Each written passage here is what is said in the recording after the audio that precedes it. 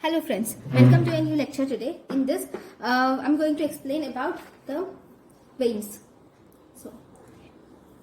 So veins are thin walled structures, and these are actually thinner than the arteries. And these veins are thin walled and they have larger lumen when compared to arteries. And these veins have valves for maintenance of unidirectional blood flow. But there are some areas where valves are absent. Valves are absent in veins which are very small veins, that is veins which have diameter of less than 2 millimeters in vena cava, in hepatic, renal, uterine, ovarian, cerebral, spinal, pulmonary and umbilical veins. In these areas, valves are absent. Then there is something called as dead space in veins, which is important. This dead space is present around the large veins. Around the large veins have dead space around them. Okay, so these veins, this dead space contains mainly a regional lymphatic. This dead space contains a regional lymph node. And why is this dead space present? This dead space is present for the dilatation of veins, okay, for increasing the surface area of veins during venous return. If there is increased venous return, then there is dilatation of veins which will fill up the dead space. Okay, now what about the histology of veins? The veins are the histology of veins, if you see, the veins have same as arteries. It has tunica intima, then it has tunica media, and finally it has tunica adventitia. It has tunica media, tunica intima, tunica media and tunica adventitia. Right. Then this tunica media is thinner in veins when compared to arteries, and there are some places where this tunica media is completely absent. This tunica media is altogether absent in veins of maternal part of placenta, in cranial, venous sinuses and pial veins, in retinal veins, veins of cancellous bone, venous spaces of corpora cavernosa and corpus spongiosum. In these areas, smooth muscle or tunica media is completely absent. Then, these veins are also supplied by vasa vasorum.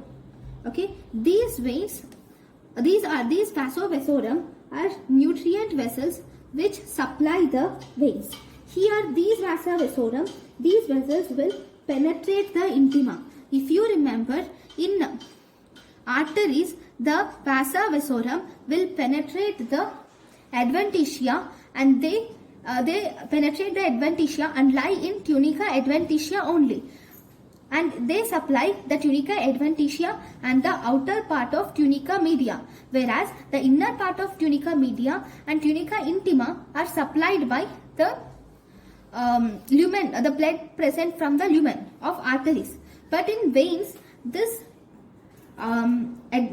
arteries will penetrate the tunica intima and they supply all the layers. Okay. Now, what are the factors which will favor the venous return? The factors which favor the venous return include, whenever there is something called as vis a turgo. This vis a turgo is overflow from capillaries. Overflow from capillaries pushed behind by arteries. Vis a turgo is overflow from capillaries pushed from behind by arteries. Pushed from behind by arteries is called as vis o turgo. Whenever there is increased capillaries, the arteries will push the blood so that the blood from capillaries goes to the veins. That is vis a turgo. Then, whenever there is negative intrathoracic pressure, that is, the pressure in the thoracic cavity is less, then this will suck the blood from the superior vena cava from the upper part of the body through superior vena cava, and it will also suck the blood from the lower part of the body with the help of inferior vena cava. Then gravity. Gravity mainly it helps in venous return in upper part of the body, whereas it opposes the venous return in the lower part of the body. Right? So gravity opposes the venous return in the lower part of the body. So there should be some pressure in the lower part of the body which will help the blood to reach the upper part of the body. For that we have something called as peripheral heart. This peripheral heart is nothing but the soleus or calf muscles. These soleus or calf muscles will contract and thus they will help in reaching the blood. I would like to just draw this soleus, peripheral heart so that you will remember for long term.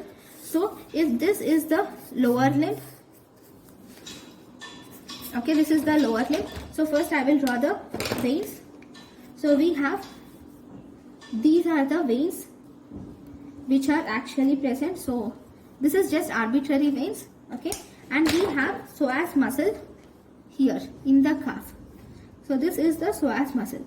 Now when this psoas muscle actually contracts, okay, this psoas muscle contracts and this will exert a pressure on this venous blood. So as a result, this venous blood travels upwards into the heart.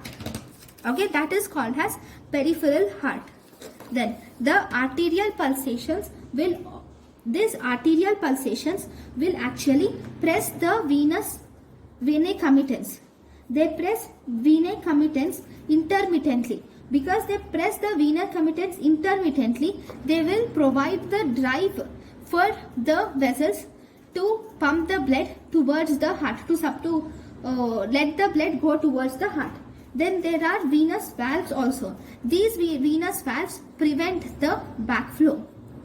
Okay, so all these are the factors which will help in venous return. So this is about veins. Thank you for watching my lecture. Thank you.